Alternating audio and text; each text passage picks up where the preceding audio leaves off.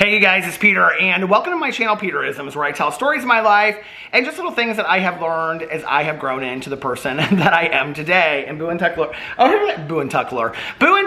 here for the video. Are you helping? This is not a review video today. We're not reviewing any kind of bark boxes or any of those kinds of things. Do you want to come up here, Boo Radley? He said, I am scared. So Boo Radley does not like storms, and we just had a big thunderstorm, didn't we? And we're getting ready because Daddy's on his way home. He's so excited to see it. You want to see your dad? See, he wants to jump down and go to the door because he thinks that he's here. But I've got all the candle waxes burning, and I have candles in the kitchen going. We've got all spa scents today. We've got juniper and lavender, and so they're real excited about all that. We have the candle warmer going. Yeah, it's going to be a nice night. And I am drinking my coffee with my Pride cup from Starbucks. And I wanted to get on here today. I was having a conversation with my good Judy Tanya today. And, you know, we always have these, seriously, we do. We always have deep conversations. I mean, we laugh and, you know, have joke conversations and tell stories and stuff like that. But a lot of our conversations are also about, you know, how we're just feeling and whatever. And she's been my heartstone in my life. I wish for everyone out there a best friend like I have had for 23 years. Even just to experience it for 3 months or 6 months of your life, where you have somebody that is just a die-hard good Judy, as I call her, you know, a die-hard friend, a ride or die, you know, emotional support system. And I have to say, in my life, I have been very, very blessed to have many people in my life that I would call, you know, emotional support systems, emotional support people. I have like a great support system in my life. And one of the things that I have learned over the last, I would say, 10 to 20 years is it's not the quantity of people that I have in my life, it's the quality of people that I have in my life. But that being said, you know, there comes a time often when I think that we all have to reevaluate some of the relationships in our lives. And I was telling Tanya today, you know, that one of the things that has happened while we've been at home on isolation is, you know, right out of the gate, I read this article and it said to have like a support system of people that you call. And so out of that support system, you know, I think I called everybody, like, or every other person, like every day or every other day, or texted them, and just, but most people I had conversations with. My cousin Caroline, it became such a joke because she said, it's Peter's 4:30 call, because we would call each other, and I go, Cousin Caroline, she go, Cousin Peter. So anyway, that's kind of our joke that we say to each other. But you know, it was like my dad and my stepmom, my cousin Caroline, my sponsor, Tanya, of course, who I talk to multiple times a day, two of my other really, really close friends. And then there were a couple other people, my friend Valerie, I would talk to. You know, there are other people in there that I would call or talk to like every 3 to 4 days. And I would also say, and this is not me in any way, shape, or form patting my back, okay? Because I know that there are people that do 100 times more out there than I ever do.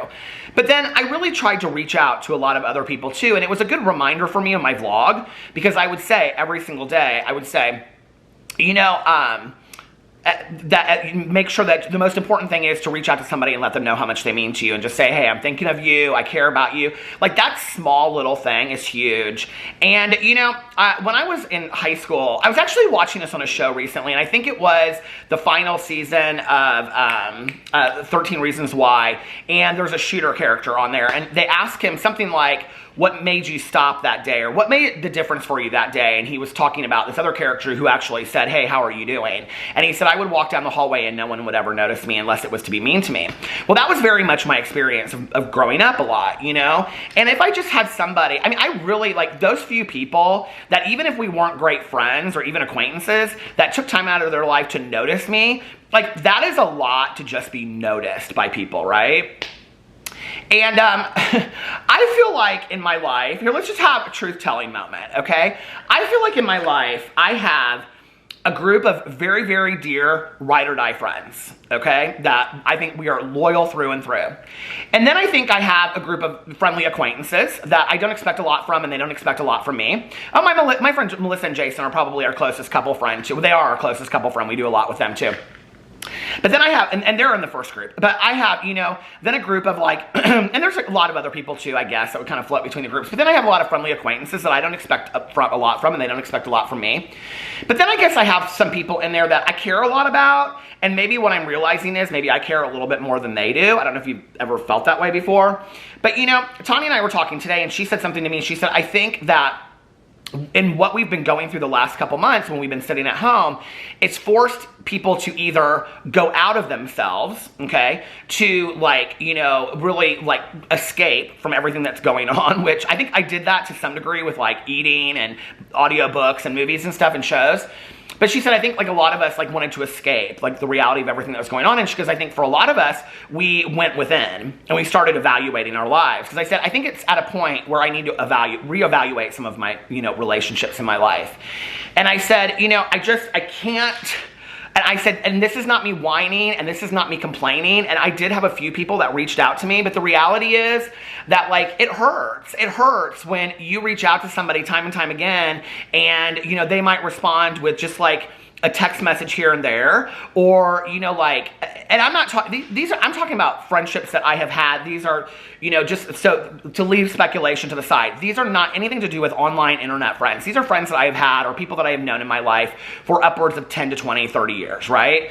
Where it's like, obviously, maybe I don't mean as much to them as they mean to me, you know, and I would check in with them like once a week or once every 2 weeks. I would call, they wouldn't return my call, you know, and there's no issues between us. It's nothing like that. Or, you know, I would get a hold of them and they'd be like, oh, I've just been so busy. You know, I've been like trying to work out at home and I've been doing that. And I'm thinking, you didn't have time to even just like text me back or whatever, you know, and it kind of hurt. It really did hurt. It didn't kind of hurt, it hurt. And I think what really happened over the course of this was that, I mean, because it was a long period of time, it was almost 3 months, you know, and a lot of the people just, I don't know, consistently did not respond. And what I really realized was in kind of evaluating some of these relationships, maybe I am putting time and energy to relationships that just are really not there, that they've run their course. And that's not a bad thing. I don't dislike them. I'm not mad at them. But then maybe that allows me to step back and say, I don't have to have hurt feelings or I don't have to be mad, but I can. Like, those are feelings. My feelings are not facts, you know? But to step back from the situation and look at it and say, you know what, maybe it's not that my feelings should be hurt, or maybe it's not that, you know, like my expectations are too high. That could be true as well. But maybe it's just that this relationship has run its course. Maybe, you know, that I'm a believer in you know, I said this yesterday in my video about, you know, people come in our lives for a reason, a season, or a lifetime. And I go back and forth with this. I think this is why this is such a I almost didn't want to make this video, because it's like, I know I'm going to constantly contradict myself in the video. I know that, right? Because it's like 1 second, I feel like I should constantly be putting out all of this effort towards other people, you know, and like just being the good person and just putting compassion out there and not complain and not say my feelings are hurt or any of that kind of stuff. And then the other part of me is like, and it's not vindictive at all. It's hurt. And it's like, well, maybe I need to reevaluate this friendship. Like, what am I really getting out of this relationship, you know? And the other reason is for this. Because there are people in that first group that do not get enough of my attention. There are people in that second group that want more of my attention and really do want to be more of my friend, but I don't seem like I spend all my time over here. Does that make sense? Like, maybe I'm spinning my wheels with a relationship that has run its course and I should be focusing on another, you know. There's a saying in recovery that, you know, if somebody doesn't want your help, go give your service to somebody else, because like, go help somebody else, right? Because if they don't want it, like, you can't force it upon them. And so maybe that's that. Maybe it's that it isn't that they dislike me. Maybe it's not that we don't like each other or there's some argument. Most of the friendships that I've had in my life have kind of dissipated over time, not because of a huge argument or anything, but because we've moved away, because our lives have changed, because my friends have gotten married and had kids and their life looks completely different than mine, right? And you know, and I think about my friendship with Tanya through the years, you know, and how there were many years where her son was growing up, and Tanya was such a dedicated mother that, like, there was dinner time at the dinner table and there was homework hour, and I can remember calling her and being like, no, it's algebra night, no, it's history night, you know, and she would like study really hard with him. The payoff is, he calls me his Uncle Peter, the payoff is that my nephew Nick just graduated top honors. I'm so proud of him, and he is a Marine. I am so proud of him. And, you know, and there's a payoff to that, right? But, like, I think communication was key. And that's what Tanya and I were talking about today. It's like, I don't really care if somebody doesn't want to have an hour-long conversation with me. But, like, let's just not have this friendship of convenience. When, you know, it's convenient for you, you call me back or whatever, you know? It's like, and hey, listen, I've done this to other people too. In my evaluation of this, I have definitely taken a look at, like, there are 1 or 2 friendships that I need to do better in, that I need to be a better person in, right? Because it's just not just one way. Like, you know, one relationship specifically where I need to be a much better friend, you know? And I know that she understands that I get busy and all that kind of stuff, right? But she's, you know, alone and whatever. And so I think a lot about her a lot. And so there's that, you know, but I think, like, I don't know, it's not so much like, Tanya and I were talking about this today, it's communication. Like, if I talk to her and I'll be like, hey, what are you doing? Or if I call her and she doesn't answer her phone, like, she'll text me back and she'll be like, hey, we're watching a movie, can I call you when I'm done?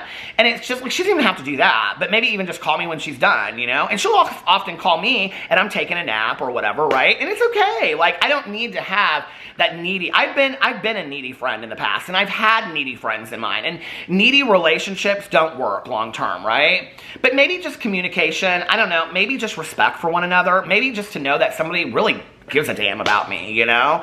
And it's hard. I think, and I'm sure there are those of you that are out there, right?